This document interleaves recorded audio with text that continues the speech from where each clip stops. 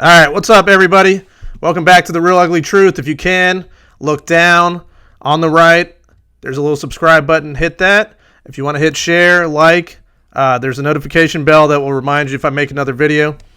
But, all right, so what I'm going to do today, I'm not going to talk about what's going on in the world. I'm actually going to call somebody.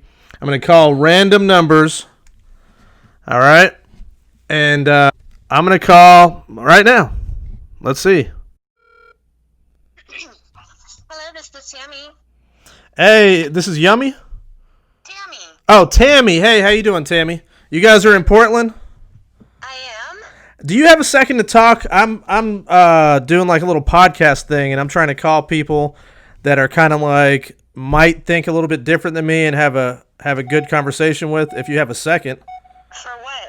Just about stuff that's going on in the world and everything, like everything that's happening over towards your guys' area and the Black Lives Matter movement and all that stuff. No, I'm not interested. No? Nope. How did you get my phone number? I just Googled it. I was just Googling. I'm not calling you specifically for anything. I'm just calling random people because I'm like, hey, the thing is that there's a lot of craziness going on right now. And if we could have discussions that are not like arguments and stuff like that, and just find out like where people sit, like, hey, where you? I'm not selling anything at all. I'm not. I know it sounds like a. I hear you, and you know what? I think it's great what you're doing. You know, I think it's wonderful that you're reaching out to really see what people are thinking, and but I'm driving. I'm not kind of driving. I am driving right now. You're on speakerphone in my car, and I'm just not interested in having that kind of conversation. Okay, I understand. Hey, that's. I'm a business owner. But this is one thing. I'm not saying this is totally anonymous. I'm not saying anybody's. Well, you have your first name, but I'm not saying what business I'm calling or anything like that. I'm totally keeping everything anonymous for anybody that I'm talking to, and I'm just starting out, so I don't have any viewers pretty much besides, a small amount, but it's just been something that's been like not bothering me, but something that I'm like, man, somebody's got to start saying something. Absolutely, there need to be more people like you. Right, discussing it, having that discussion, because that's what you hear all the time is we need to have a discussion, but no, every time somebody says we need to have discussion, it's with like-minded thinkers, and they're like, yeah, me too, I want to do, but it's never somebody that has an opposing opinion that wants to talk and just get like, hey, why is this happening? What's like the real root of the problem, and not like this, the fake root of the problem that we try to say it is. Right. But Okay, well, yeah, you'll find people that will talk, but right now I just can't. I got you. Well, hey, thank you for talking to me this long. Hey, have a wonderful day. You too. Bye-bye. Bye. Fail. All right, we're back. Let me see. Hey, I'm going to call next best thing. I'm going to call black churches. We call them black churches. Please leave your message for... Oh. Let's go big black church. I want that BBC. I want that BBC. I want that. Hello? Yes, good afternoon. This is Jill at Christ Church. How can I help you? Hey, Jill, how you doing? I thought I was calling a black church. I don't know who that is. This is Christ Church. Oh, okay. Oh, all right. Thank you. You're welcome. All right. Thank you for calling St. John White. Church. Gospel. Here we go. Come on, baby. Damn. Well, that was a complete fail. Let me try one more. Let's see if we can take a different approach. Hello? Hi. Hey, how you doing? Is this a church? Yes, it is. Hey, I'm trying to call and find out like why we got such. Hold on, please. Hey, nothing. I'm calling because I'm trying to get some help, man. With everything going on in this world, I'm trying to get some help and figure out how we can solve these problems with the big divide we got going on right now in this country. And I'm hoping some church can help me. Okay. So, how do we solve these problems that we got going on with the whole thing, with the police officers, with the protest? What's your opinion on how you solve this? Who am I speaking to? This is Tristan. My name's Tristan. Oh, okay. Well, you always have to start with prayer. Amen. Prayer is always first and foremost. I agree with that. Some things come by prayer, and some things come by fasting and praying.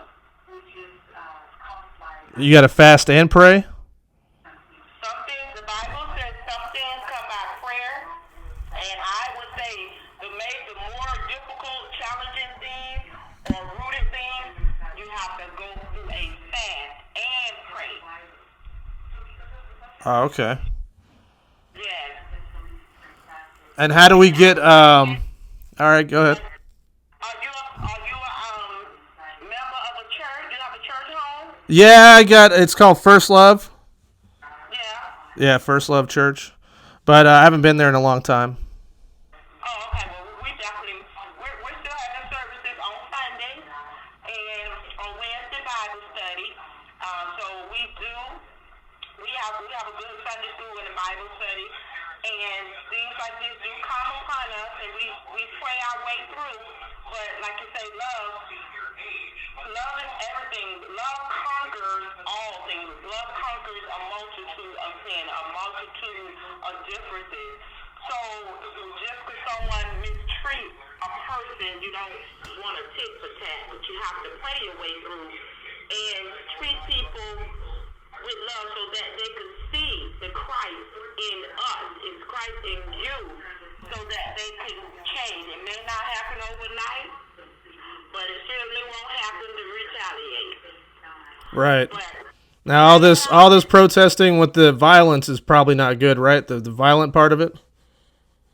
pardon me? The violent part of the protesting is probably no good, right?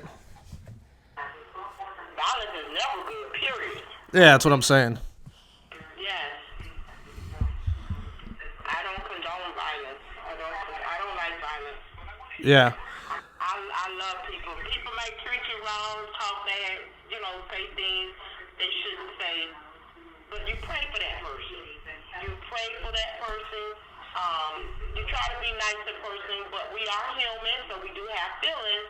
So you do get angry if something happens to your loved one or to you, someone call you out your name, whatever. It offends you, but you have to pray your way through. That's the only thing that can keep you going through is the prayer, staying connected to God. So that's what we have to do. And it would be nice if we could, come together on one accord, this country, but associate yourself with people that want to make peaceful change and come together on one accord. Right. Respecting one another. That's the only way we can get through this. Well, the issue with it, I think the biggest issue that we have right now is obviously the media. I think that's something that everybody can kind of agree on, that they're pushing some narratives that are causing more divide than it is any kind of help. You know what I mean? That's the news for you. That's the news. That's kind of, and I guess more or less they do it for the ratings. Oh, that's all they do it for. Oh yeah, they're doing it for the ratings. They don't care about nothing else but the money. Yeah, so they have to make it seem like something you're interested in watching. So they're gonna blow it up more than what it really may be, good or bad. So I always say you have to find the truth out for yourself. Don't be so judgmental or quick to believe what you don't believe. You can't believe everything Right. To get facts. And 'cause some people may hear it and run with it, and it may not happen that way. So Exactly. And that's the I'll tell you what, that's the biggest issue right now. And what I'm trying to do in the future is like have these conversations and do like a YouTube channel where you could talk about this and stuff. Not for any, I could care less. I don't care if I ever made a dime off of it. I'm really sick. I have 3 girls growing up in this world, and I hate the fact that race at all is an issue with either side. Because when I grew up in Miami, and I grew up predominantly around black people, and when I went to school, I was treated differently for my race. And it's not fun on any side, when that's happening. And I got one of my oldest kid is like a redhead, very fair skin, and she gets talked to about her complexion, even by teachers. Teachers have made comments about that. So that's where I don't like where we're headed. Where it's like, shame the white person, just like back in the day when in the 60s, there were some horrible things happening, and there still is, but horrible things happen to black people that we don't want to reverse that. You know what I mean? And we want to make sure that the same way that we want white people to raise their children not thinking about color, and we want the same thing on the other side. But I think that our biggest issue right now, like I said, is the media and people jumping to conclusions about what's happening. Like you said, before you know the facts, before you read the thing or see the body cam come out or whatever it is. Right. But I just don't know. The only way I watch a lot of things. I'm sure you've heard people say the only way we're going to solve this is through discussion. In a sense, that's true, but then the other discussion too. But getting to know one another. A lot of people grew up differently, and if you get a group of kids together, they don't see black and white. They see that's my friend. Exactly. We instill, and I say not me, but we as a whole. But we instill hatred. Hatred, it's instilled from something. It stems from something. That's right. So when we put in our children, don't do this or don't do that or don't do this because of this or that, then we're dividing. We're beginning. My father would always say, charity begins at home. What we learn, it begins at home. It goes abroad. So if we're taught to love, we're going to love everyone. The Bible says God is love. And he wants us to love each other, not based on our complexion, our skin, or whatever, because we all bleed the same blood, the same red, blue blood, but it bleeds out red. So we don't really know each other. We don't know each other. We hear about, we read about, but our neighbors. A lot of people do come together as neighbors, and they socialize and interact. And how you doing, Bob? How you doing, John? Whatever. But a lot of times we really don't know. Sometimes we don't know who we are, but we don't know our fellow man. Right. We don't take time to get to know that person. We prejudge people as based on race or what, condition or, what they've done. They have money, if they have a high they're have money or a big person, whatever, then you accept them to a certain extent. And I'm talking from a black perspective and white, And no, that's what I want. I want your perspective that I don't know, because no matter how many friends I've ever had or how many houses I've ever been in, there is a perspective on both sides that the other side doesn't hear because of the fact of fear of sounding racist or hurting somebody's feelings or anything like that. There's a real behind the scenes that is not as bad as that I think that people think. But this is what I'm saying. When I'm talking to you because I want to hear the side that I don't know about, not the side that I know about it. Now me and you were standing at Publix next to each other. You're not going to say to me what you might really think, and I'm not going to say to you what I might really think. And I have zero racism in my heart, and I believe you probably do too. But there's still little things that you don't say to other people. Right. You know what I mean? So yeah, keep going though. Keep going on your perspective of how it is. That's just my perspective, but there again, people are prejudged, and when they're prejudged, they relate that to the entire race or culture, rather culture. You have different cultures. Some black, some different cultures from the island. Jamaica, yeah. Each other, treat each other. Then you have Caucasian, and you have Chinese, you have Asia, whatever. So it's different cultures, but we're all one race, the human race. So it's just getting to know one another. I say the key is getting to know one another, respecting one another, and showing love and kindness towards one another. That's the only way we're going to come back together. Initially, other than praying, you got to pray your way through because you don't know what you're going to be faced up with. But if you pray your way through, you don't take it personally all the time. A person may call you out your name. They really don't know you. They're just saying from generalizing what they feel in their heart or what they've experienced or been exposed to, and they're relating that to,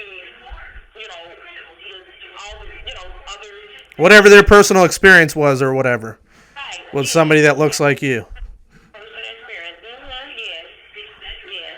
And that's the other thing I think is that you can't let hate grow in your heart because, like I said, when I was growing up, I got into fights because I was white. I was called white boy this, white boy that, cracker, this and that, and I also had a lot of my friends. But once things went down, suddenly I wasn't their friend. I was a white boy. But I never let that change how I felt towards black people in general. I never thought, I never let that grow into any kind of hate.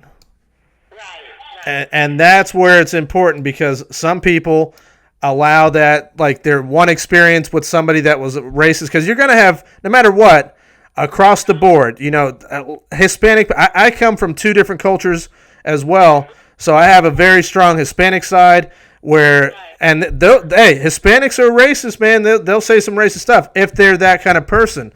But it's just across the board, you're going to have racism of all different colors, and then you're also going to have murderers, thieves. You're going to have the badness of the world. Right. And the important part is to not let that harden your heart or create some kind of hate towards a race just because of one person. Exactly. You know what I mean? And That's true. I'll tell you where I stand. So with the climate of everything that's going on right now, and this is just my opinion, and I'm mentioning it so that I could be wrong, or you could agree with me, whatever. But starting off, obviously we had this coronavirus thing, but starting off with George Floyd hitting it in March or whatever it was, that was a bad start to a bunch more events. But what do you feel about that? Because I even made a video about it because I consider it murder. But also there's a not complete innocent side, in my opinion, on George Floyd's part of how everything went down. And I also don't consider it a racist thing of what happened. I consider it a bad cop because I've had bad cops treat me badly that were the same color as me, and they had a cop come up and grab me by my shirt, throw me against the wall, and tell me to shut the F up. And that's when I was like 18, and that was because I wanted to buy a pack of cigarettes, and I didn't have my ID, and the guy got called out there. So there's bad cops. I've known quite a bit of them. I went through police academy, and I got a DUI. Just to be honest, honest with everything I've done, I got a DUI right before I was about to get hired, so it ended up not working out. But through that, I met a lot of cops that became cops and got into that world, and just I was like, man, there are some bad cops. These people are not good. It's not, and that of every color. And when you got that power of every color, there was bad cops doing bad things. Right. So that's just. I worked at a school some years ago, and it was called CP, Community Education Partners, and we had officers on site to greet the children, they got in line, take them, down, whatever. So we got to know them. They got to know us. So we became friends, in a sense, on first name basis. We just, had a rapport with one another. And one cop, oh my God, he was like the coolest cop ever. And I said, oh my God, if I was to see him today, I would love to see him today because such and such. They're just wonderful people once you got to know them. But if you didn't know them and you met them on the street, they have a job to do. But then sometimes a person with power can take it to the next level.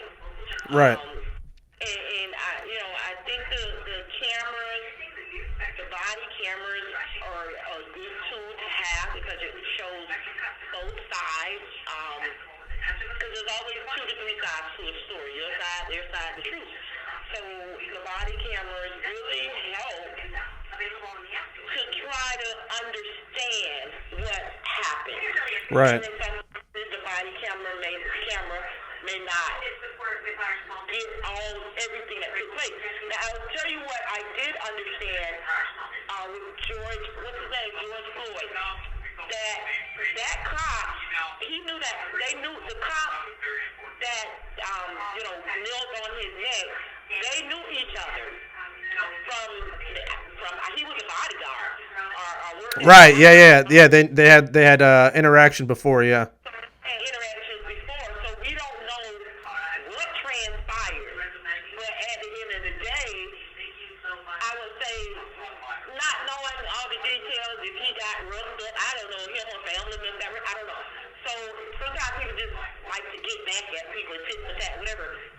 But we don't know what took place to lead that cop up to that, with that anger, all that anger built up in him to do what he did. We don't know how long this has been going. Sometimes things go so long, you begin to believe wrong is right and right is wrong.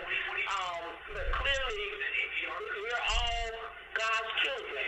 Right. We're all God's children. At the end of the day, it's not about color. It's not about color. It's about, being His children. So we're all brothers and sisters, no matter what. God created all of us. Exactly. Real quick, is that a TV on in the background? Yeah. Is there we can? It's a little bit muffled. I can't. Oh, okay. Yeah. We kind of watched it a bit, so. It sounds like a good one though. Yeah. Oh, so what? But what I saw. So when they released the new body footage, what they had shown is that the guy that none of the cops. They seem like, I don't know if you saw. Did you see the new released body footage? It was a couple weeks ago, but did you happen to see that? Which one? Of Floyd? No. No. I saw two sides. Two body. No, I didn't see the body camera. No. Okay, so what it showed was, if you get a chance, check it out. What it showed was that they weren't treating him bad at all. And I'm not trying to stick up for cops. I'm just saying that what the facts showed were these guys, all of the cops combined, they were trying to put him in the thing nicely. And it is because I think they knew him. They were going, hey, come on, man, do me a favor, get in the car. And he was what they found was he was on fentanyl and methamphetamine, I think. He was on drugs, which is not... Now, what I don't like is when... Let's just call them the Republicans, right? Or the right side. I don't like when the Republicans say, well, when they show footage of somebody getting killed by a police officer and they say, well, he was a drug addict or he was a criminal. Now, that's not a justification for anything. What you did has nothing to do with what that cop is supposed to do. But what I'm saying is that because he was on the drugs, it was giving him some kind of anxiety to not want to get in that vehicle. And so they were calmly saying, "Hey, go ahead and get in the vehicle." And he kept resisting. So it seemed like there was no anger at all coming from the police officers, where it was hatred. Because they came up with that backstory of him working as a bodyguard. He didn't like Floyd, this and that. But it seemed like there was no hatred. Not that what the guy did was wrong, and I'm not trying to justify it. What I'm trying to do is say that it's not black and white, and that there should be facts and things like that matter, instead of just it was a white guy that killed a black guy. You know what I mean? There should be more than that. There should, because the news is not showing if there's a black officer that kills an unarmed black man. They're not showing that because that doesn't fit the premise. That doesn't incite riots. That doesn't incite protests. That doesn't get views. It goes against what they're trying to push. And I think this is what I'm saying is, as a people, we should not let that happen. As a group of people in the United States, say, listen, we're all Americans and we're tired of you media doing this and pushing this narrative and getting people irate and out of control over things that before the body cam footage comes out, before this comes out, before that comes out, they're already pushing stuff out there. Like, Breonna Taylor is another one that's like really big that they're really fighting for. And I don't know what you know about the facts on that, but from what I understand, which is a horrible thing. And if this was my daughter, I would be pissed. I would be very mad. But it's a situation where the facts that we know, at least that I've read and seen on videos, is that you got Breonna Taylor and her boyfriend in the house. You have the cops have a no-knock warrant for multiple different houses. Now they started getting into hey, well, they said they knocked, but they didn't knock. Well, they had a no-knock warrant, so that doesn't matter because they got it. Whether the judge was wrong or whatever it was, somebody was. So I don't know if it was her current boyfriend at the time or her previous boyfriend, but one of them was dealing out of the house. So they had like 5 no-knock warrants on in that neighborhood for that night. So when they came, they either busted the door down or the guy shot before that. But they come in and shots are fired by the boyfriend at the cops. And this is when they return fire towards the direction of where this guy is. And they fire, hitting Breonna Taylor 8 times. Now these guys they got families. They're all different races. They are trying to get home to their families. They're doing their job. They're scared out of their mind, and they're doing this thing that they're coming in to do a raid for drugs, and they get shot at. Now they return fire, and she accidentally, which is horrific, gets killed. Now, that's just the facts of what I know of. How do you feel about that situation? It's hard to really voice my opinion on that because at the end of the day, I don't like violence. I don't like guns and what have you. I don't know. Even with that being said, there was another incident that took place. It took a while before it aired, but this one guy, I think he was he was a CPA, and supposedly he was at home, and the cop, somehow she thought that was her apartment, and she walked in, and oh yeah, the gentleman got up and was like, told at the door, and she just shot him. and killed him. So it was like, oh my God, it's But that again wasn't a race thing. She actually was dating that guy. I don't know about dating, but she was sleeping with that guy, and that was more of a jealous woman rage thing. she was living with that She was she was sleeping with the black guy that she killed. what? Yeah, that was another one that they didn't tell you. And then you I thought that. I said, how can you stumble? I mean, I'm very drunk you are, but how can you not know? I was like, something is more to that than meets the eye.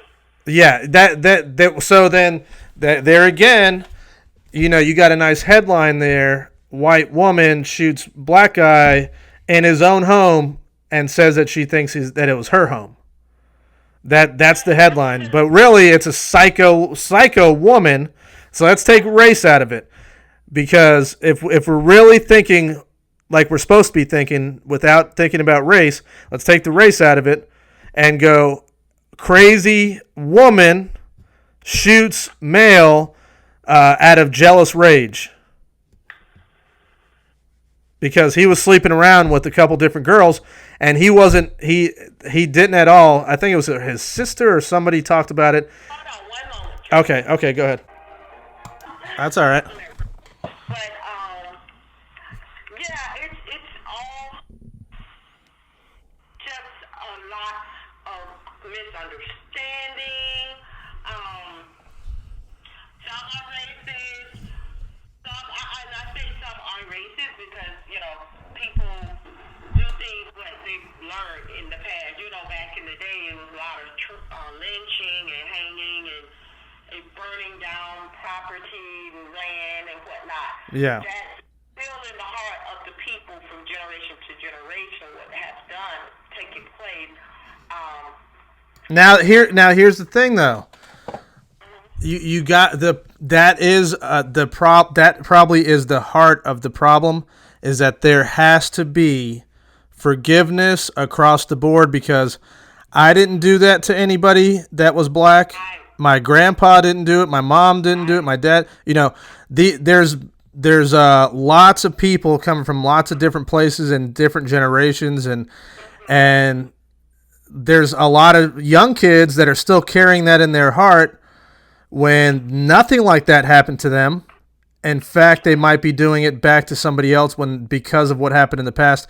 And that's the thing that I think should be preached about in like the church, talked about at home, and discussed about the fact that, listen, our ancestors, because a fact is, across the board, everybody in their history has been some way or another a slave.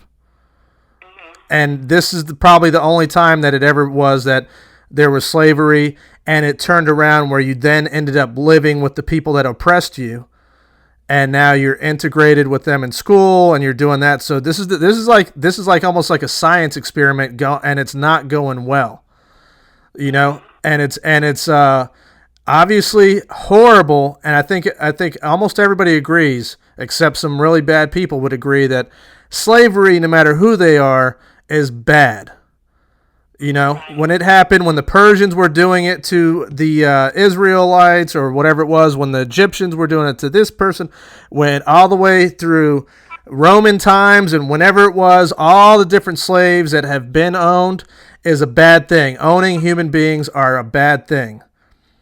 You know what I mean? But there also has to be like, all right, so my example is that I say is that it's like, let's simplify it. It's like being in a marriage and somebody cheats. Okay, now that's that's simplified big time, but it's the same kind of forgiveness that needs to happen, because let's say I decide, let's say me and you are married, and I decide to and you cheat on me, and I decide to stay with you. If I continue to bring up the fact that you cheated on me, it's not going to work out. I have to forgive you and leave it in the past, or else we might as well get a divorce. Right. Because it's really not going to work out. It can't work out, because I'm going to continue pushing in your face, and you're trying your hardest, right? You're continuing. You're going, listen, I haven't even spoken to another man. I haven't done anything. I avoid speaking to your friends because I don't want you to think nothing. And you're doing everything perfect. But every once in a while, I remind you of that sin that you committed, and it was actually you that did it, right? Now imagine, and okay, so now we're not going to get through nothing. Now imagine your daughter's daughter is saying, hey, and somebody's telling her, your mom cheated, and that means you're a cheat, and that means this and that. You know what I mean? And then you keep bringing it up. It's not good. It's not good for anybody. It's not good. It's not good for if you're a black person. It's not good to carry that in your heart. If you're a white person, it's not helping mend things between each other and these little kids that are coming up. And like you said, they're playing. They don't know anything, and they don't know each other they just know, hey, that's Eric. That's Tristan. That was my best friend when I was a kid. My buddy was Eric. So that they don't know anything until somebody goes, hey, why are you playing with that black boy, or why are you playing with that white boy? You know what I mean?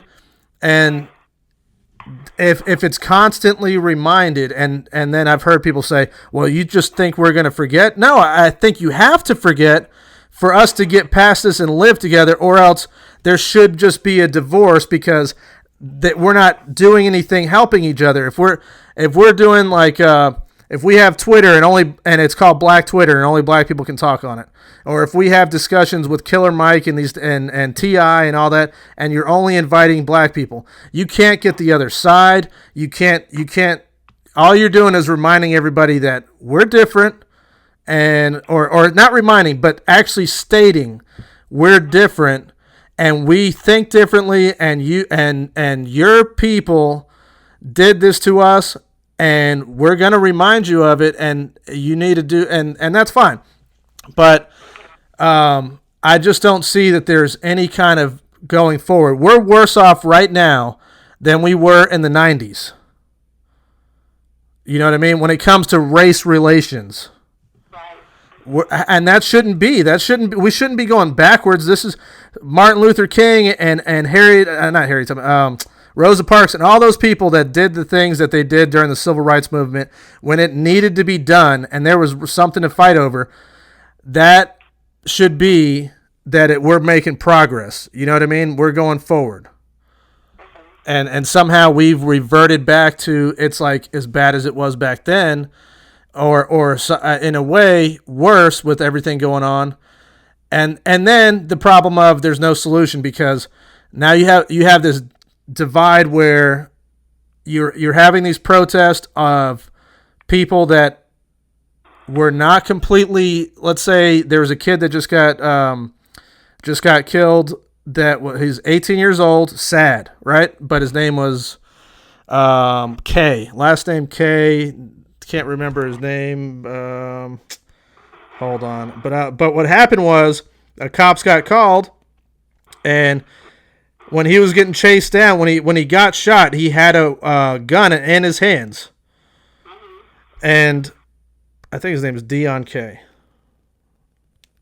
Yeah, Dion K.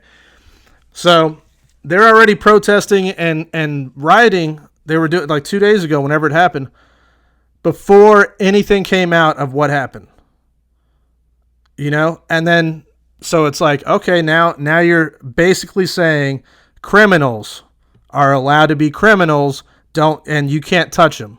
And then you got that weird divide where people are like, pissed about it, and then people are kind of mad about the fact that other people are mad about it. But I don't know.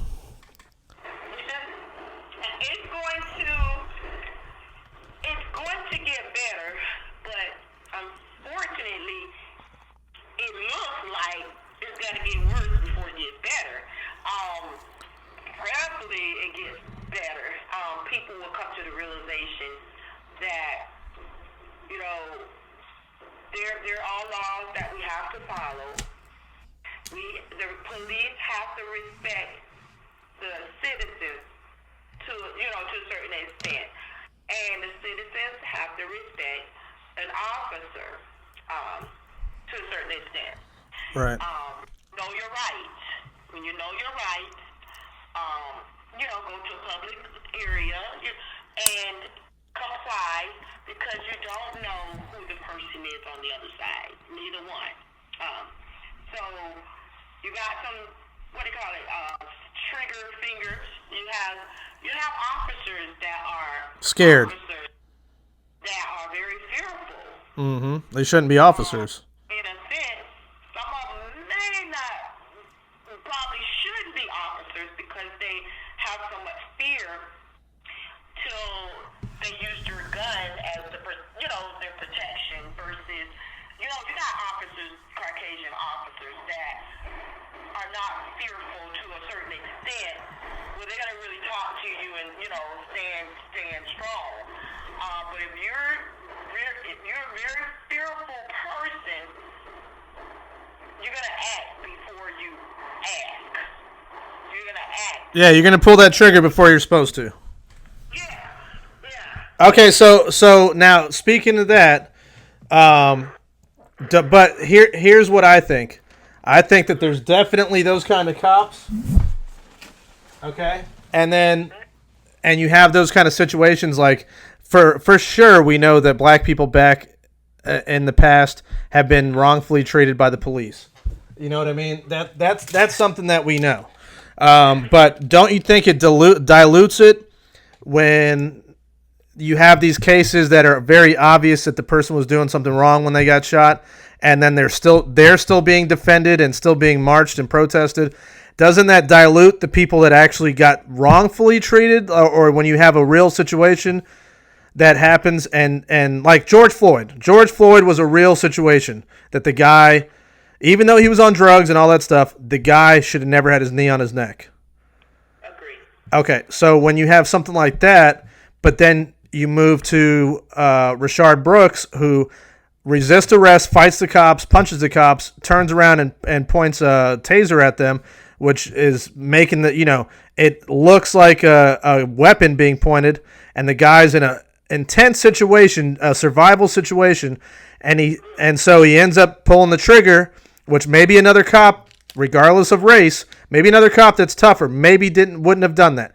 But either way, you put that cop in that situation to choose his life over yours, where he felt fearful for his life.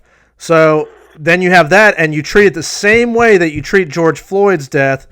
That's when it becomes where it dilutes it to where it now is being taken less serious in a way, because then people, not just white people, but anybody that sees the facts, because there's plenty of people on YouTube that are black that are you got Candace Owens, was like the most popular one, but there's another gentleman I was just listening to today, but he's a police officer, and he was talking about facts about being a cop, and so you have those people like that, and everybody else that have really read and studied what happened before they go and march, and they go, well, this doesn't make sense. You got a real case like George Floyd, everybody's standing up and saying it's wrong. Cops, firefighters, across the board, everybody stood up together and said this was wrong. And then you have a couple other cases, even Breonna Taylor, that they're still marching over, that was not racism, that was a total accident, and then it dilutes it in the eyes of like how, let's say me, okay, let's say I'm looking at the situation, it dilutes it and says, how can we fix this problem when you're basically saying if you're a criminal you could do whatever you want if you're black. But and unless it's a black officer, but if it's a white officer that comes to arrest you, you could do whatever you want. And if you get shot or something happens, it's racist. That's where it dilutes it because of the, how everything goes like that. I mean, how do you feel about that? Do you agree with that or not really?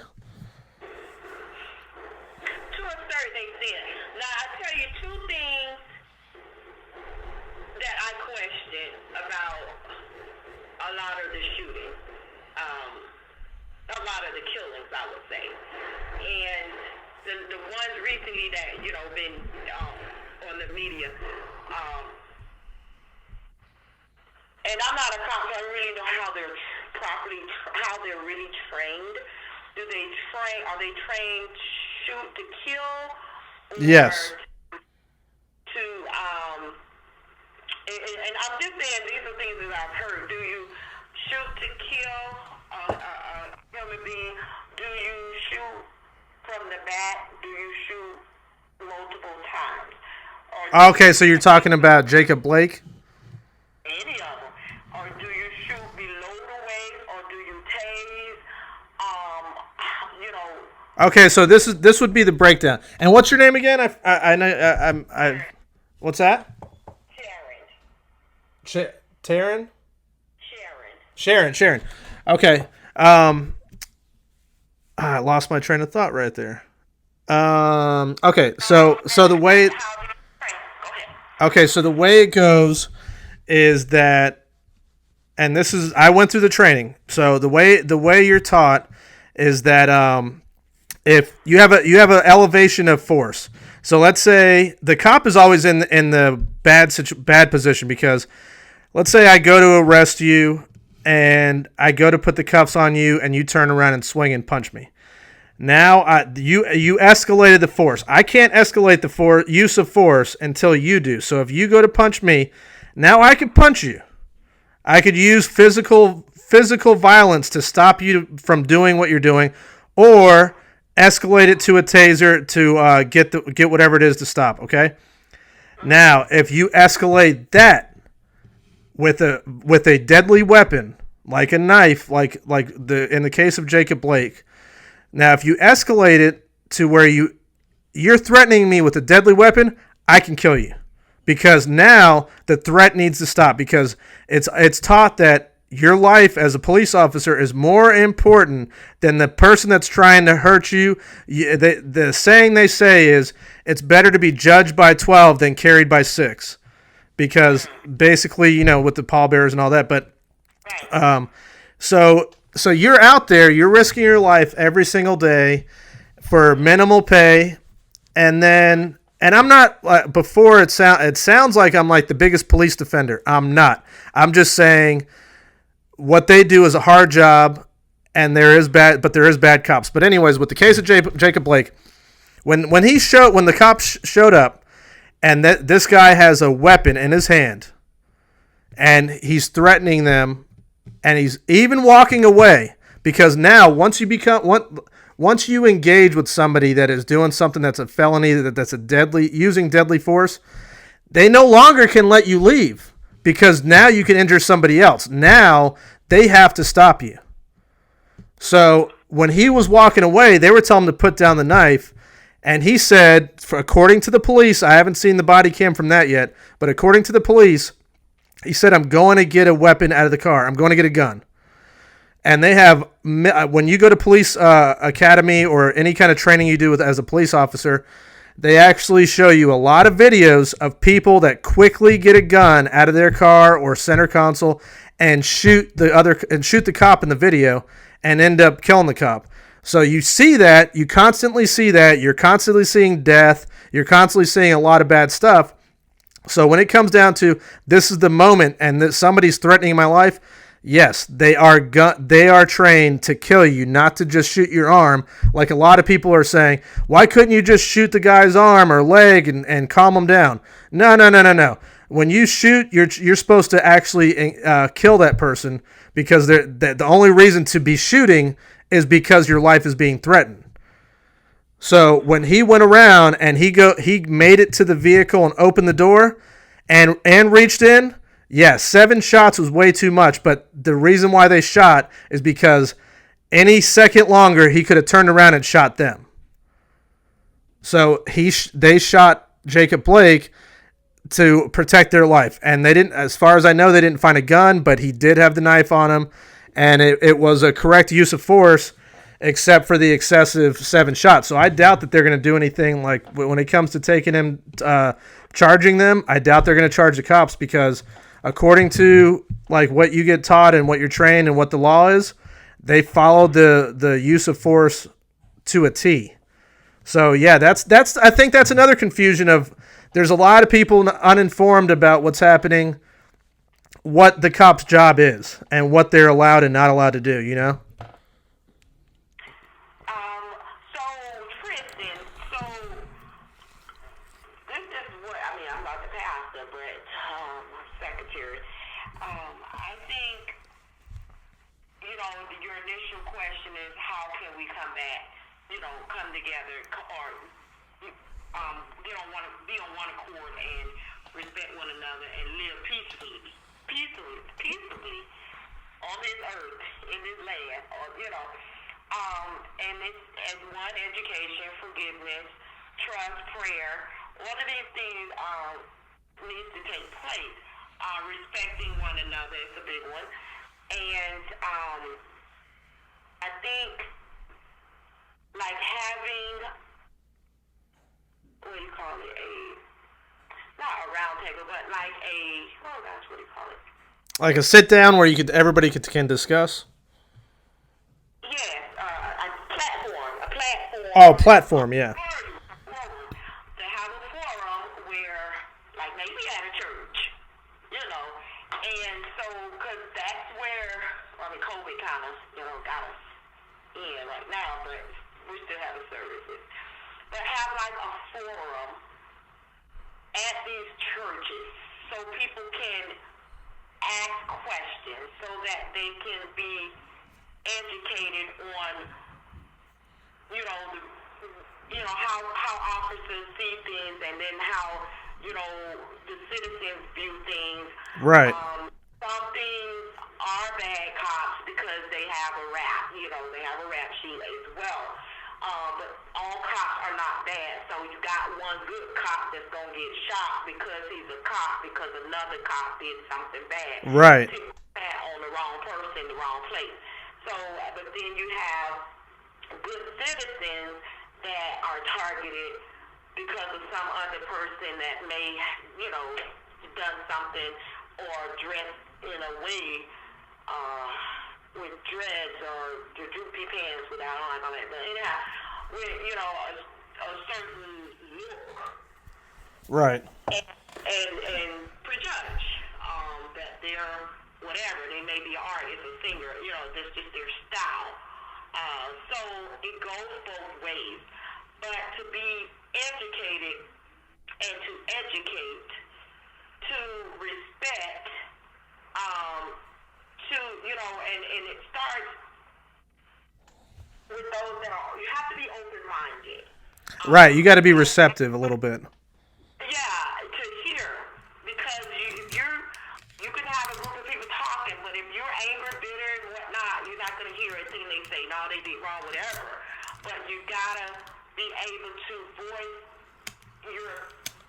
not just your opinion, because everybody has opinions, but facts. Show the facts. Show the how officers are trained, and what we should and should not do. What officers should also be respectful of people, not just treat people as sometimes I feel this way, that animals are treated better than some human beings. And it's like, we are human beings, and somehow I don't think we get it.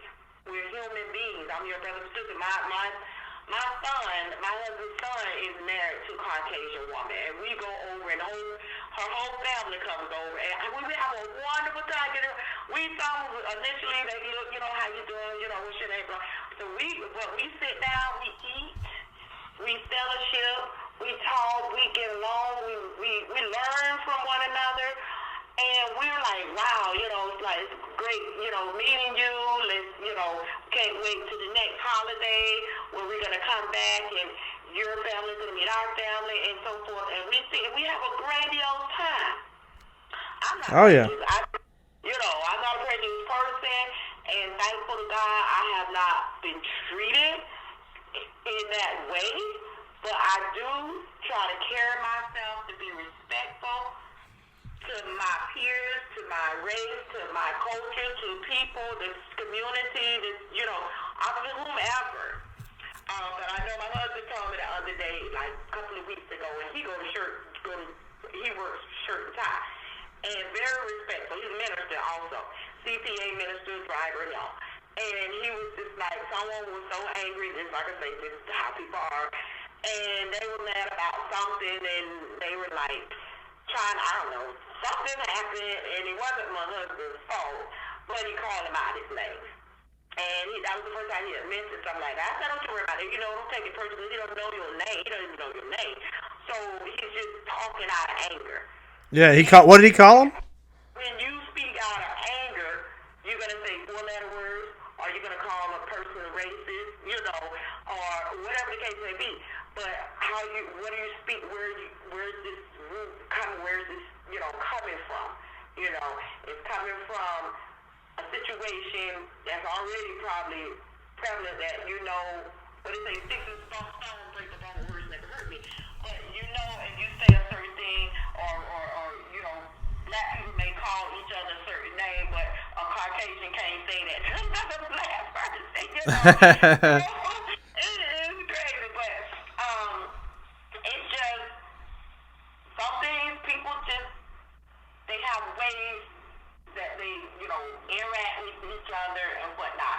But we have to come together, learn from one another, grow, and understand. I think we need to get more of our culture in the history books. Not that we were slaves, because not we, me, but our forefathers. Not that they were just slaves, but before they became slaves, what were they? Were kings and queens. It was over in Africa, and then all of this slavery and owning, and all of this came upon, and lynching and all. So you still have a lot of maybe Caucasians that have that seed, how they grew up, and they passed it on from one generation to the next. So they may still have that mindset. Right, but that's an issue too, though, is being concerned about that, because everything should be situational. Everything should be. That's why I said that I think the root of the root of where we could actually change is forgiveness for what happened to, even though up into the 60s, not good things were happening to black people, bad things were happening. Right. So, but forgiveness needs to go back, all the way back, of what happened here, what happened there, and all those horrible things need to be forgiven and moving on. Because, like I said, you can't. If my dad was a murderer, I can't be held accountable for what that guy did. Exactly. And so that is the biggest problem, is anybody not letting that go, or assuming that. Right. Or assuming that when you see a white person, they're looking at you a certain way. Because when you have that in your mind, when you constantly have that in your mind, because the way I look, they always thought I was up to no good.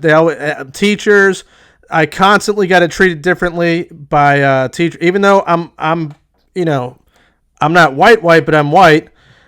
I walk into a store, even to this day, if I walk into an Indian store, they'll follow me around. There's a certain look that I have that people think, but the difference is I don't hold on to that, or think that every person that's looking at me is thinking something. But I don't know. It just has to go back to forgiveness and handling from here on out situational things, because you're gonna have, let's say you have a racist situation that is racist. Then you go, we need to handle that situation right now, because that's a piece of crap person that's doing what he did. We need to handle that situation, but not let it affect a whole race of people, because that's what that racist wants to do. If you're a racist person, you want that divide. You want those problems. You want, let's say, white and black, even though there's been, I like to, because in history there's been a lot of people. Even I was watching this thing about in Africa, there was this African guy that tried to genocide a whole tribe, and that's happened. It's happened across the board. Native American people did it to each other. Whites came in, and this happened with that, and they did it this to, and a lot of bad stuff has happened in history. So the only way to do it is to forgive that and move on and say, okay, this situation happened, like George Floyd. Let's say it's, even though he wasn't saying, hey, you N-word, die N-word, or whatever it was, he just was a white guy doing this bad thing. And let's even if we want to call that racism, let's call that situation racism, but not revert back to, man, white people are racist. Right. And when Trump got in office, I'll tell you exactly why I voted for Trump. It had nothing. I heard people say, now when I heard Trump got in office, now I know how racist America really is. No, man. That had nothing to do with it. For almost everybody, whether KKK or white supremacist people liked Trump or not, it had nothing to do with it. For the majority of people, that the only reason Trump, what it had to do with people being sick of these politicians doing and saying these things that they're full of crap on both sides and coming out. Trump says stupid things all the time, but what he did do, if you look at all the things that he's actually accomplished, he's done more than almost all these politicians that have been in office for years and years and years on both sides. That's why the Republicans didn't want him in office. The Democrats didn't want him in office because they got this cushion that they're loving life. The Democrats come to the black community and go, hey, you need to vote for us because we're going to do this, and they don't do anything. The Republicans go over and say, hey, to the rich people, hey, you need to vote for. The fact is, they're both working for the rich people. They're both only working for themselves and the 1%, because when they get those super PACs and they get those donations, it's those rich people giving those donations. They don't care about anybody. They want to make sure they get, so they're going to do what the rich person says, not what the poor people need.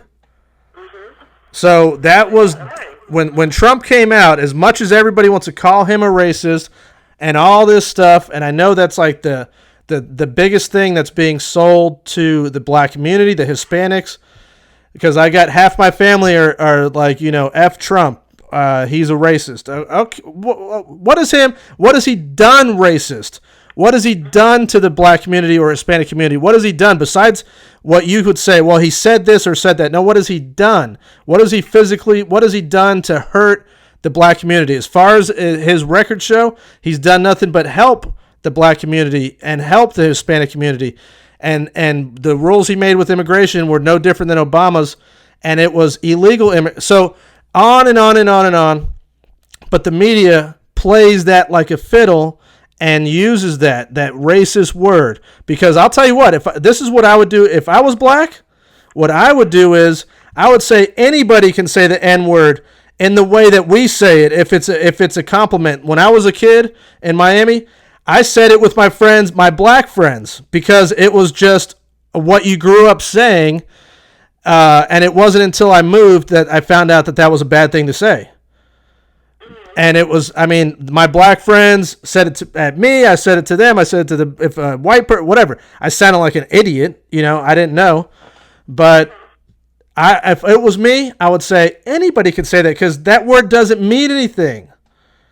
Because that's an ancient thing that somebody tried to put on us and use it to hurt us. You can't hurt me if it doesn't bother me. Right. So if I say, so then if... It could be a black person or white person, just knowing the definition of it. But people have taken it to be a negative thing towards blacks.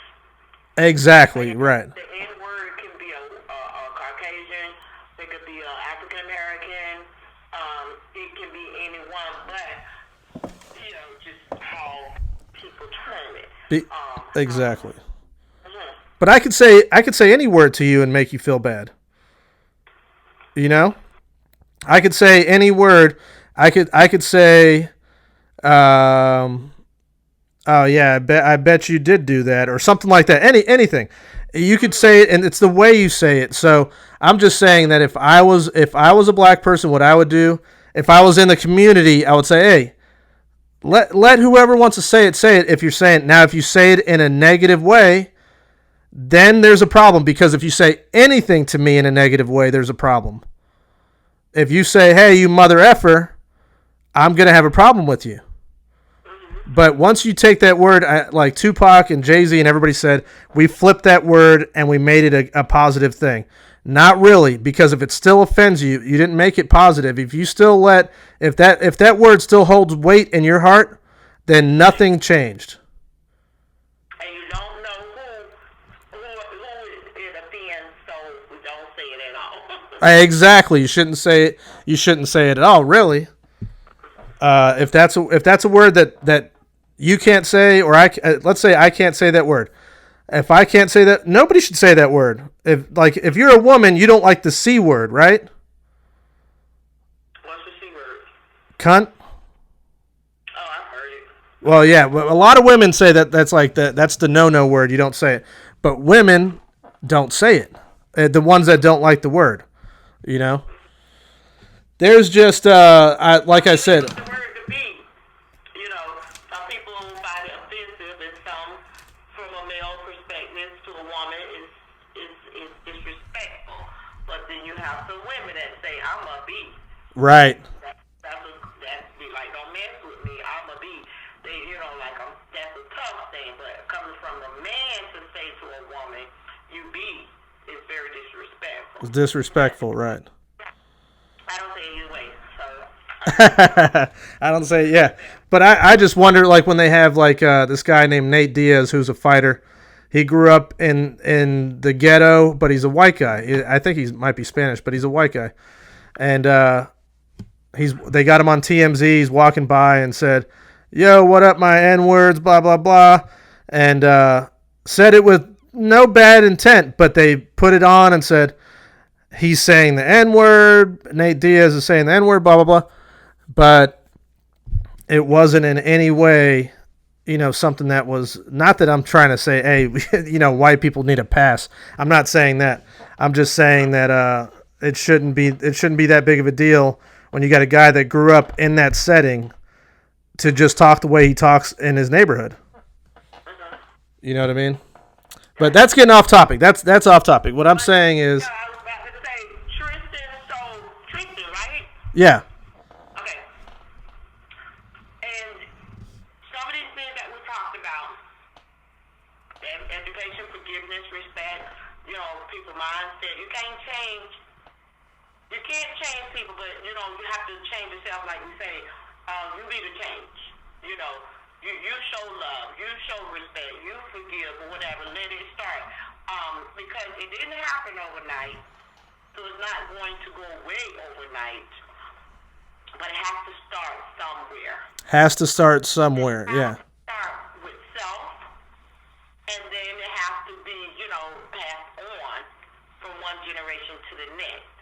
And our children, our babies, our grandkids, teaching them right from wrong, teaching them how to love and not hate.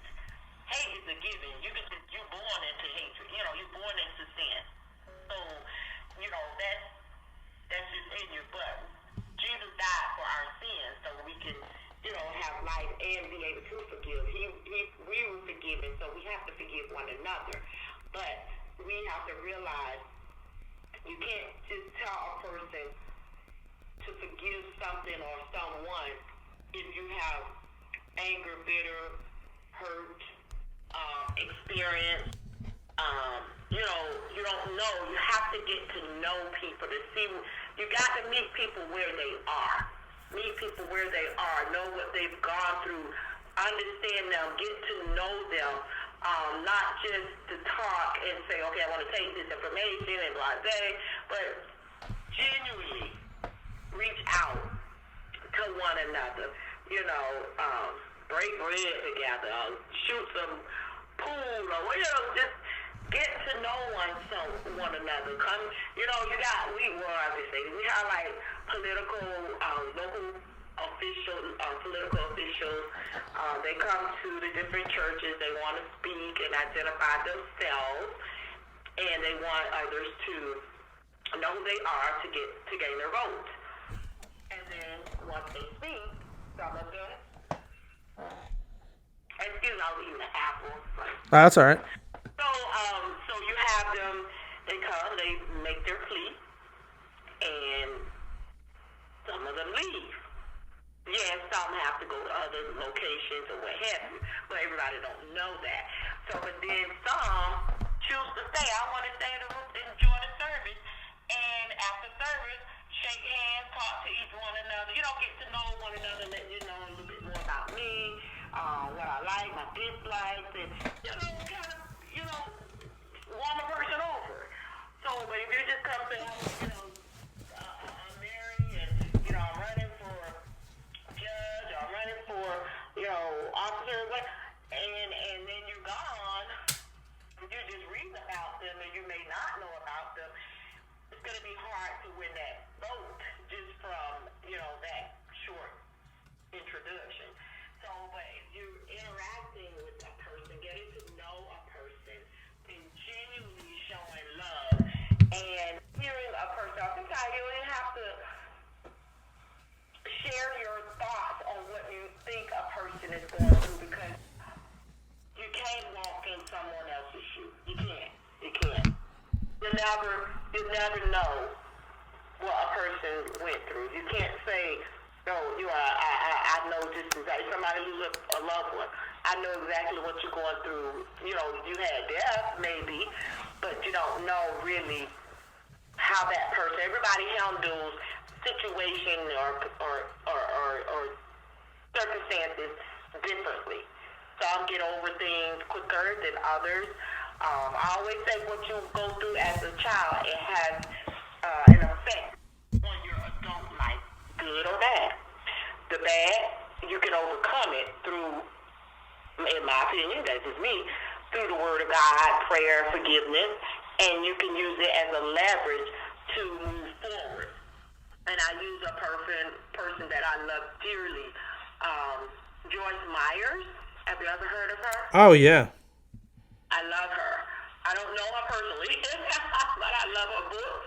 I read her books. I watch her television. I have a whole lot of preachers and speakers, whatever, that I love to listen to them. And she talked about what she went through, her childhood, what her father, did to her. And it bothered her a long time. But now she's using it as a leverage to help other women. You see? And of course, she went through that as a child, so it had bearings, and maybe every now and then it'll flare up, but it had bearings on her, she shared, because it affects her in her marriage, with her husband. But in time, through prayer, through forgiveness, and she forgave her father. She did. But that was a horrible situation she had gone through. Yeah. She's an overcomer. And now she's using it as a leverage to be a blessing to other people. And now she's reaching thousands and thousands and thousands and thousands of women and men. I just use her as an example. No, she's a good example. My mom loves that lady. Yeah. So, but then again, you also have a direct link between her and her father, and that's where the real pain happens. And I think you could speak to this more than anybody. I have to. My daughter's just getting off school here in a. But and I love this conversation. I love it. But what I think now I misplaced. What was I saying again? Okay, the direct person. Oh man, now I lost my train of thought.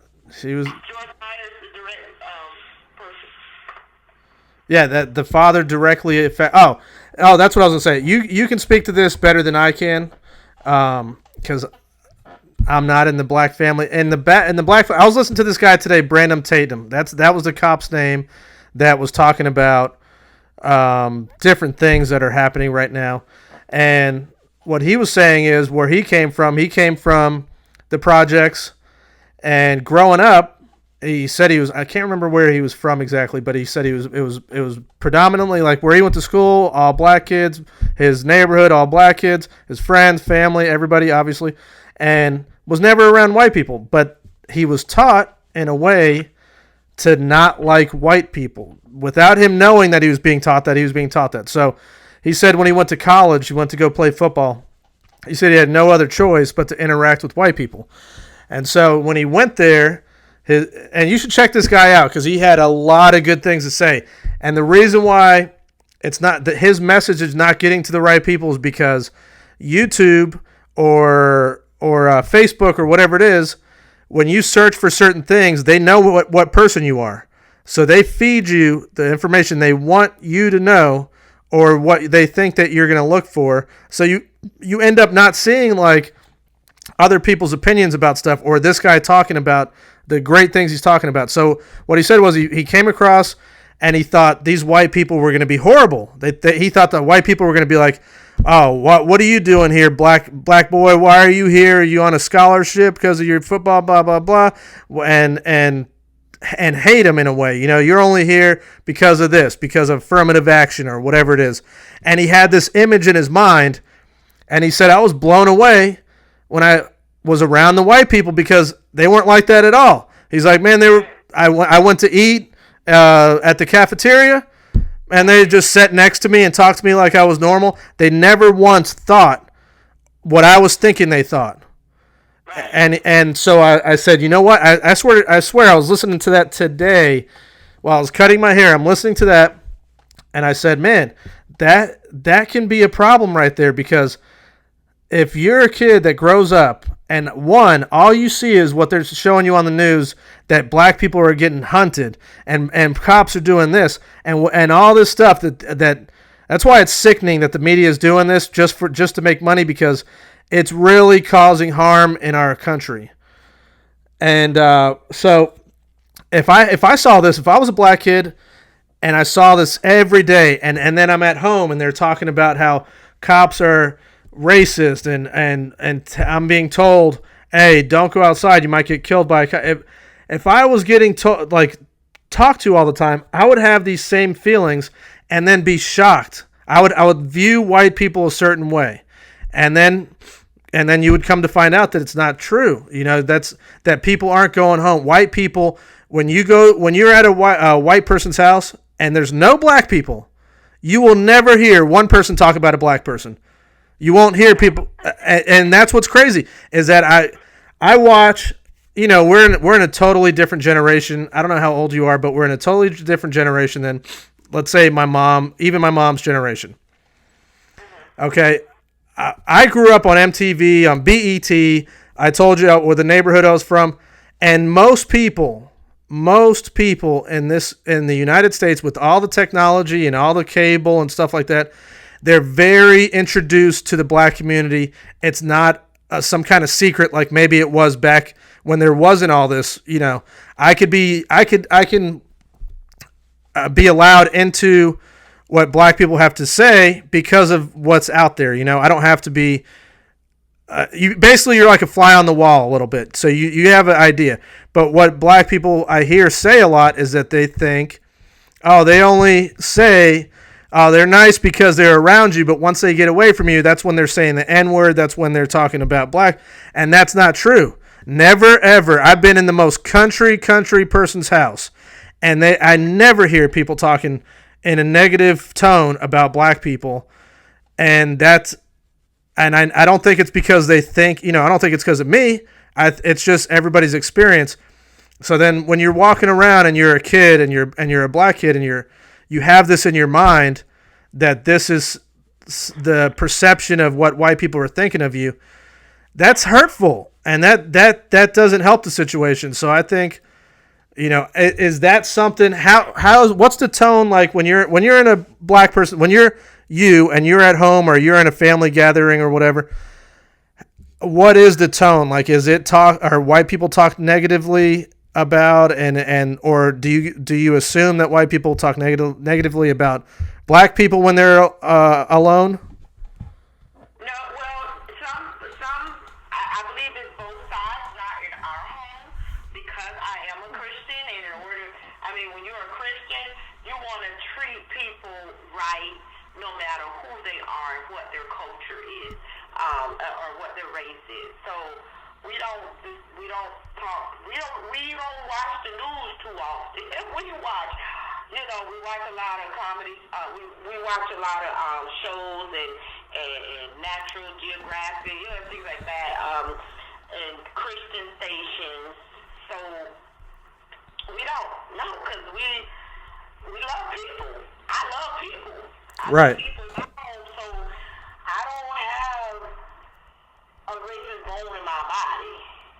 I don't think. I mean, I might not like certain things about certain things, but I'm gonna keep it to myself. No, you got to talk about it. That way, you could say, "Hey, this is what I think," and then I could go, "No, that's not true." I don't like women shaving their hair. I don't like the colors. I don't like those long dreads all hanging. Stuff like that. I can't change that about a person's personality. Right. They like to wear how they wear. So I don't really say anything about that. I let them be who they are, and I see them from the inside out. So I don't try to judge people. I don't know if they're judging or not, but certain things I just don't like to see the droopy pants. Certain things I just don't like. Yeah, well, you know what? The issue with that is too, and I honestly, like I said, I know I look stupid when I did it probably, but I did the saggy pants and all that stuff when I was a kid. But this is how I look at it.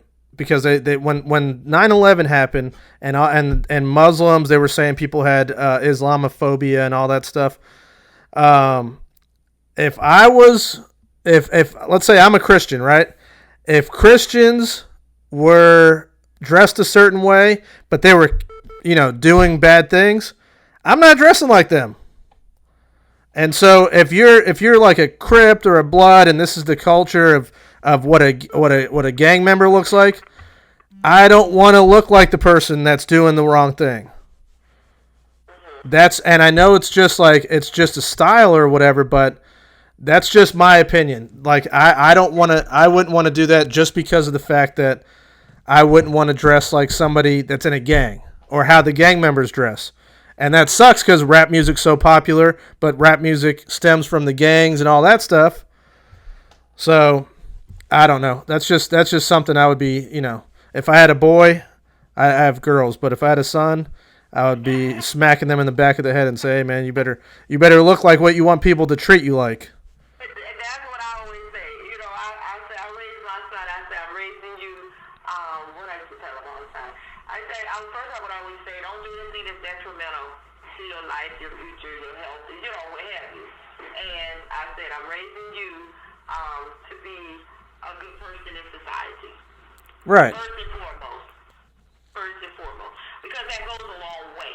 Your attitude, it takes you very far. You can have straight A's and have the worst attitude and behavior or what have you, but your attitude can take you very far in life. Very far. I had a horrible attitude when I was a kid. We were raised in my parents' home, my mother and father, two-parent home. Everybody didn't have that, two-parent home. We had 8 siblings. And my mom and dad did not have any outside children. They had 8 children, raised them. We have a nice big home, big yard. So I wasn't raised. People used to tell me, my friends used to tell me, you was raised in a bubble. Yeah, right. See, that's another bad thing. That shouldn't be a negative thing to be raised by your parents. Yeah, and it's like you're raised in a bubble. You haven't experienced hardship and all this kind of stuff. I said, okay, you acting like it's offensive. Like if you don't receive me if I'm whatever. I'm not the worst person in the world, but I do believe how I was raised had an impact on how I am today.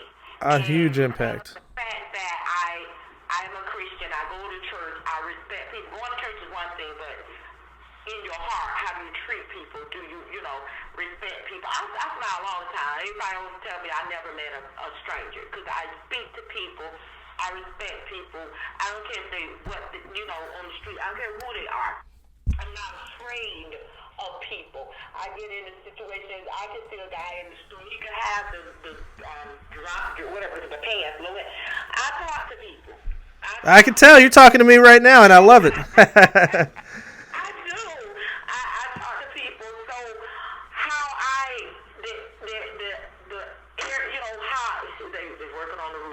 get out of here. They're just fixing all the roofs on the, redoing roofs on all the buildings. So, people say, I've never met a stranger. So, I treat people how I want people to treat me. That's not always maybe going to, be the case. For the most part, that's how I'm treated. Right. And before we have to end this conversation, the other example that's a good example is my grandfather was in World War II, and so were a lot of people, right? If you asked him, he passed away, but if you asked him about Japanese people, he didn't like Japanese people because he was at war with Japanese people. He would say, I wouldn't buy that Jap vehicle. I wouldn't, he had a racist tone towards Japanese people. That never carried on, not even to his kids. That's how short things change. His opinion about that was so short. Now, everything, we buy Japanese anything. And you don't look at a Japanese person and think one thing negative. But that's how short it changes. They might say that it was not too long ago that segregation was here, but that's how short things change. That's how short it changes between the generation of that person not liking somebody because of their color or because of whatever their opinion is, to their own kids saying, Dad, that's not right, and I don't agree with you. That's how short it changes. And I think that needs to be recognized too, that even though that it's still short, we need to change. We still have things to change in this country, but I think that like I said, I think the core of it's forgiveness and raising, and like you said, having a mom and a dad. That's being negative. Like white people's single parent moms are going up, as well as black people, as well as everybody, because of now the modern days, the way the culture is across the board. It's like more okay to be a single mom and not have the dad around. And that's negatively affecting, all the kids, whites and blacks. Yeah. So, well, listen, it was great talking to you. I appreciate the conversation. Maybe I hope we can meet one day, and I hope that from our conversation that this can be a part of moving towards unity and forgiveness and respecting one another, and learning from one another, because we don't have it all. We don't know everything. But if a person tells you what they've been through in life, you'd be like, oh my God. I tell you what, let's say this. I work with a guy, and he's the same guy that told me, like, Sharon, you was reasonable when you you had me experience, whatever. I say, what I went through, I just may not show it on the outside, but compared to him, I did. Yeah, because he used to always tell me about, his life or whatever, and I was like, ooh, Lord, to the point where it started affecting me. I was having nightmares. Oh, no. I was, and he was telling me, he was venting, not venting, I was like a therapist. I was a counselor to him, not knowing, but it was sort of like a counselor. He would every day, and he would say, he would tell me this, he would tell me about that, he would tell me, and I say, you have to, or you have to pray, or you have to do this, and he would say what his dad, and how he was, how he was raised in Chicago, and what things he went, I said, oh, Jesus, it's too much. And so, it was, it was like, I was like, oh my God, it's like, this thing was affecting me. And I had a bad dream. I was like, oh, Lord Jesus. I said, I got to stop. And so he was like, the next, he was coming again. I'm friendly, loving, care, but I'm not official or whatever. And I was like, okay, Steve, not today. Not today. I was like, not today, and it offended him because I was so open and caring and listening, but I couldn't take any more of what he was saying because and it helped him in a way. He's passed since then. When you hold on to things in your past and you think everyone's against you or you think whatever, it can ultimately destroy yourself. It can affect you to that point. Exactly. And, he had some health issues as well, but he was like, never thought anything was good enough. out. He was like, how do you think I did? How do you think I preached? I said, if you did your best, that's all that matters. You know, and if he thought he didn't do well, he beat on himself, you know, so to speak. Just, you know, take it out. He's like, oh, hell, you know. And I said, yeah, stop, don't. I'm like, life is good, life is short, don't go there. So, it's a mindset, too, you know. It's a mindset. It's a mind thing, too. But when you don't really, you haven't walked in the person's shoes and know what they really went through, you can hear it, watch it on television, but until you experience and witness and go through it yourself, it's a whole different world. Yep, that's true. That is true, and that's why I want to discuss this. And if you're okay with it, I would like to share a conversation. You're anonymous, you know, nobody will know who you are, but I would like to put this out to try to help people. I'm going to try to have more of these conversations and talk to you some more. I mean, I wouldn't mind talking to you and leaving the politics aside. I need to get better at that, at leaving like what this is and that is and what the facts are, and just like you said, show love and discuss, have a conversation about certain things that are maybe certain things that are going on, but just having conversations of how we can get better about this whole thing. Right. Okay. So, but how would you say share it with me? Share bits and pieces, the whole thing, or what? Yeah, the whole thing. I'm not gonna. I don't want to edit and try to chop it up and make me look good or you look or anything. I mean, it's a long conversation, but I just was gonna put it out there on my thing. I don't have many followers right now yet. I just started, but like I said, I think the next step, I kind of want to sit down. I'm building a little podcast room in my backyard. Okay. And that way I could actually, right now I'm sitting in my room, in my bedroom with a computer and sitting like that. But I want to put a thing there. That way I could have people come over and actually have discussions in person. And maybe have, I mean, I don't know how you are, but I like to have a drink every once in a while. So maybe have a drink and discuss things. And make it so it's not argumentative, where it's friendly, you know, have fun. Right. Okay. But yeah, if you want to check me out, I made it. It's called The Real Ugly Truth. It's not the best name, but I'm working on it. It's called The Real Ugly Truth, and it's kind of like I put it together, The Real Ugly Truth. It's on YouTube right now. And you're actually, I talked to my mom just as a guest one time, and I've talked about some certain topics. I think I only have like 5 videos, but yeah, like I said, you're anonymous, so you don't have to worry about nothing like that. I could even cut your name out too. The Real Ugly Truth. I'm going on it right now. Yeah, I got a beard. It's actually, the icon is like a guy. It's like a cartoon character, a guy with a beard sideways, and he's holding a microphone thing. But if you see a video of mine, it's if you want, I could send you a link if you give me your number. Okay, let me. Or email. Email address. Okay. And I'm going to go ahead and end the conversation right now with anything. I don't want your email to be on it, so I'm going to stop the thing. It's great talking to you, and I hope this is a positive thing and that it can really help our culture. I mean, not our culture, but our society, our world, to come together in peace and unity, respect, and love towards one another. That's right. That's all I'm trying to do. All right. Well, it was great talking to you. And like I said, if you want to text me or whatever it is, I'll send you the link.